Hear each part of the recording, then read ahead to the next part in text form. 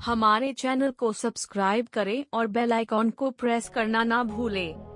Hello guys, हाजिर हूँ मैं आज एक कमाल की वीडियो के साथ, जिसमें मैं आपको एक मूवी के बारे में बताऊंगी जिसका नाम है हाई लेन। मैं आपको बताना चाहूंगी कि ये एक हॉरर मूवी है जिसकी कहानी को सुनकर आपको बेहद ही मजा आएगा, क्योंकि इस फिल्म की पूरी कहानी सस्पेंस से भरी हुई है। तो दोस्तों, कहानी की शुरुआत करते हैं बिना टाइम वेस्ट किए। Let's explore the whole story. ये कहानी 5 दोस्तों पर आधारित है जिनके साथ कुछ बुरा होता है। तो 5 दोस्तों के साथ ऐसा क्या होता है, ये जानने के लिए आपको वीडियो को एंड तक देखना होगा। तो दोस्तों, वीडियो अगर आपको थोड़ी सी भी पसंद आए तो एक लाइक जरूर करें और साथ ही साथ हमारे चैनल को सब्सक्राइब कर दे, ताकि मेरी सारी वीडियोस के नोटिफिकेशन आप तक समय से पहुंच जाएं। तो कहानी की शुरुआत में हम 5 दोस्तों को देखते हैं जो हाइकिंग के लिए एक साथ जाने वाले होते हैं। इनमें फ्रेड कैरिन का बॉयफ्रेंड होता है और क्लोई का बॉयफ्रेंड ल्यूक होता है और विलियम सिंगल होता है। ये पांचों माउंटेन की ओर निकल जाते हैं, जिस बीच विलियम क्लोई को मैसेज करता है जिसमें कुछ पर्सनल लिखा होता है। हम आपको बता दें कि विलियम के एक्सप्रेशन से ये साफ साफ जाहिर हो रहा था कि क्लोई का एक्स है वो। क्लोई अपने नए बॉयफ्रेंड ल्यूक के साथ थी। ल्यूक हाइकिंग के लिए नहीं आना चाहता था क्योंकि वो ऊंचाई से बहुत डरता था, लेकिन क्लोई के इंसिस्ट करने के बाद ल्यूक हाइकिंग के लिए सबके साथ आ जाता है। क्लोई उसका एक पास्ट था जिसमें शायद उसकी गलती की वजह से उसका एक पेशेंट मर गया था और इसलिए क्लोई को उसका बहुत दुख होता है। वो अपने आप को अपने पेशेंट की मौत के गिल्ट से निकालने के लिए ही हाइकिंग के लिए आई थी। यहाँ पर क्लोई विलियम के मैसेज का रिप्लाई करने की सोचती ही है कि इतने में नेटवर्क चले जाते हैं। नेक्स्ट सीन में हम ये पांचों को सबसे पहले एक छोटी सी हिल पर हाइकिंग करके ऊपर जाते हुए देखते हैं। यहाँ के पत्थर पर एक सिंबल होता है जिस पर कैमरा अपना फोकस डालता है, तो हम समझ जाते हैं कि आगे जरूर कोई ना कोई खतरा तो है। दूसरी तरफ क्लोई अकेले बैठी होती है। तभी ल्यूक उसके पास आता है तो क्लोई कहती है अगर हम ज्यादा बात करेंगे तो ल्यूक को अच्छा नहीं लगेगा। इसके बाद सभी हाइकिंग करते हैं, आगे बढ़ते हैं, परंतु ल्यूक सबसे ज्यादा डरा था क्योंकि उसे ऊंचाई से बहुत ज्यादा डर लगता है। बट फाइनली ये सभी तारों से बने एक पतले ब्रिज के पास पहुंचते हैं और एक एक करके उस ब्रिज को पार करने की कोशिश करते हैं। इनमें फ्रेड वो पहले ब्रिज की दूसरी तरफ पहुंच जाता है। उसके बाद विलियम, क्लोई और ल्यूक आगे बढ़ते हैं और ल्यूक डर की वजह से बहुत धीरे धीरे आगे बढ़ता है। हालांकि सब उसको हिम्मत देते हैं, लेकिन तभी फ्रेड का ध्यान उस ब्रिज की तरफ जाता है जो धीरे धीरे खुल रहा था। लेकिन फ्रेड ये बात कैरिन को बताता नहीं है क्योंकि ताकि वो ज्यादा पैनिक ना ले, और कहता है बेबी थोड़ा जल्दी आओ। लेकिन जैसे ही क्लोई उस तार को देखती है तो वो कैरिन को बताती है और वो घबरा जाती है और भागकर आने लगती है और अचानक से तार टूट जाती है और कैरिन लटक जाती है। ये तार भी टूटने वाला था जितने में वो फ्रेड अपनी गर्लफ्रेंड के लिए रस्सी फेंकता है और कैरिन उसे पकड़ लेती है और फाइनली कैरिन बच जाती है। अब ये सब यहाँ फंस जाते हैं क्योंकि वापस जाने का केवल यही रास्ता था और नेटवर्क की वजह से ये किसी की हेल्प के लिए भी नहीं बुला सकते थे। इसी बीच फ्रेड को पता चलता है कि आगे का रास्ता खराब है, इसलिए फ्रेड और कैरिन पहले ऊपर जाते हैं। अंत में फ्रेड इन सब के बीच में से गायब हो जाता है क्योंकि उसकी चैन को कोई खींच लेता है। बाकी ये चारों कहते हैं हमें शाम होने से पहले फ्रेड को ढूंढना होगा। अब ये सभी आगे बढ़ते हैं, जिसमें क्लोई एक घास से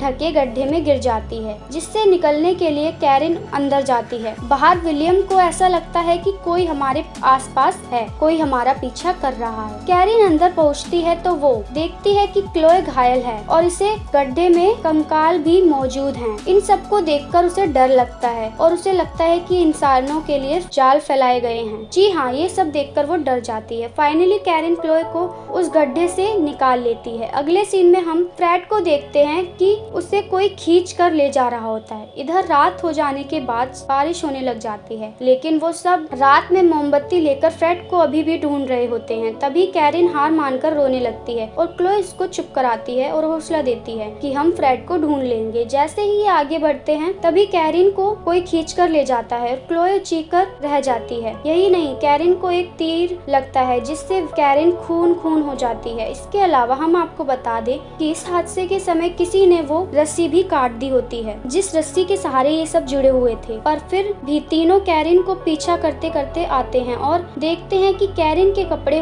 पड़े हुए हैं। इसके अलावा वहाँ पर वो तीर कमान भी था जिससे कैरिन पर हमला किया गया था। उसके बाद ये तीनों जंगल से होते हुए एक कॉटेज में जाते हैं तो वहाँ पर इन्हें फ्रेड मिलता है। वो जिंदा था लेकिन उनके सामने ही वो अपनी आखिरी सांसें गिनता है और मर जाता है। ल्यूक और विलियम कॉटेज के बेसमेंट में जाते हैं तो उन्हें एंटोम नाम दीवार पर लिखा हुआ मिलता है। ये सब देखकर ल्यूक विलियम को बुलाता है लेकिन वो नहीं आता, जिससे ल्यूक गुस्से में विलियम को लात मारता है और विलियम गिर जाता है और बेहोश हो जाता है और ल्यूक क्लोए को लेकर जाने लगता है। तभी वो पागल साइको किलर एंटोम वहाँ पर आ जाता है, जिसके कंधे पर कैरिन की डेथ बॉडी होती है। वो इन दोनों पर हमला कर देता है जिससे क्लोए बेहोश हो जाती है। तभी ल्यूक एंटोम पर हमला कर देता है लेकिन एंटोम उसकी अच्छी खासी पिटाई कर देता है। जब भी क्लोए को होश आता है तो वो भी एंटोम पर हमला कर देती है, पर एंटोम क्लोए को चोट पहुंचाने लग जाता है और ल्यूक उस पर पत्थर मार देता है और बाहर चला जाता है। और बाहर जाकर वो फ्लेयर जला लेता है ताकि किसी की नजर उस पर पड़ जाए और कोई उनकी मदद करने आ जाए। इधर एंटोम क्लोए को मारकर बेहोश कर देता है। जब उसे होश आता है तो वो और विलियम दोनों बेसमेंट में रस्सी से लटके हुए थे। ये दोनों अपने आप को रस्सियों से आजाद करने की कोशिश करते हैं। तभी एंटोम आकर क्लोए को वापस ले जाता है। तभी विलियम वहाँ से निकलने की कोशिश करता है और फाइनली वो अपने आप को रस्सियों से आजाद कर लेता है और बेसमेंट से निकलने की कोशिश करता है, लेकिन वो देखता है कि बेसमेंट का दरवाजा बंद होता है और वो कुछ नहीं कर पाता। बाहर एंटोम क्लोए की तरफ आगे बढ़ता है। तभी ल्यूक आकर उसके सर पर पत्थर मार देता है एक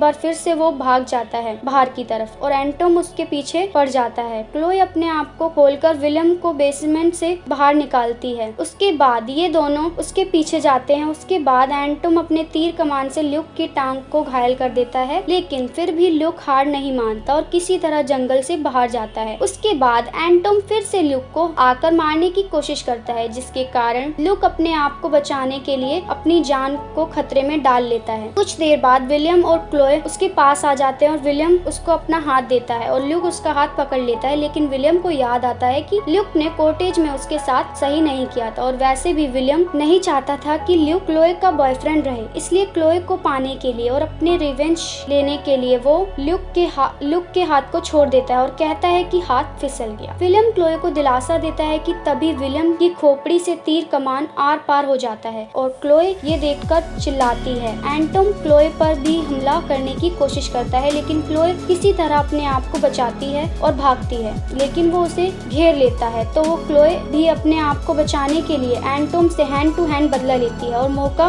पाकर एंटोम का गला काट देती है। एंटोम अभी भी जिंदा है, लेकिन क्लोए उसे पूरी तरह से नहीं मारती और जाने लगती है। एंटोम भी उठ खड़ा होता है और क्लोए भी स्लाइडिंग करते हुए जाने लगती है और क्लोए आधे रास्ते तक पहुंचती है कि तभी ब्लैकआउट हो जाता है। अब यहाँ असल में क्लोए भी मर जाती है और अंत में टेक्स्ट के थ्रू ये बताया जाता है कि ये 5 दोस्त लापता हो जाते हैं और एंटोम एक साइको किलर था। ऐसे ही नहीं, क्योंकि वो बना था साइको किलर, और अंत में पता चलता है कि एंटोम साइको किलर कैसे बना। हम आपको बता दें कि असल में जब वो 5 साल का था तो उसका किडनैप हो गया था, जिस वजह से सही परवरिश ना मिलने के कारण वो एक साइको किलर बन गया था और हाइकिंग पर आने वाले लोगों के वजूद को खत्म करने लगा था। तो दोस्तों, ये थी हमारी आज की कहानी हाईलेन। अगर आपको ये कहानी पसंद आई तो प्लीज गाइज एक लाइक जरूर करें। मैं मिलूंगी आपसे अगली मूवी की एक्सप्लेनेशन में। Till then bye bye guys.